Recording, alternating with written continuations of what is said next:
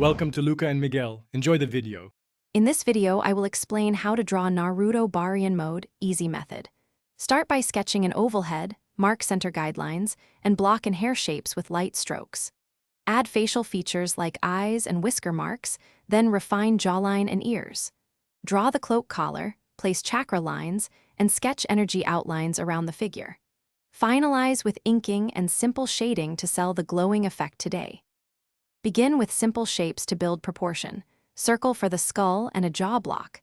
Use light strokes so you can erase guides later. For the eyes, focus on sharp upper lids and angular pupils to capture intensity. Sketch spiky hair in clumps, varying length for movement. Add chakra detail as small flame-like lines and keep them loose. Clean up lines and prepare for inking and shading now before finishing. Quick recommendation: if you like this guide, please subscribe and like to support more art tutorials. I also recommend the Echo Dot smart speaker to bring your space to life and play reference music while you draw. Check the video description for the link and other deals. It helps me earn a small commission. It pairs well with focused playlists and timers. Thanks for the support, and now let's get back to the video.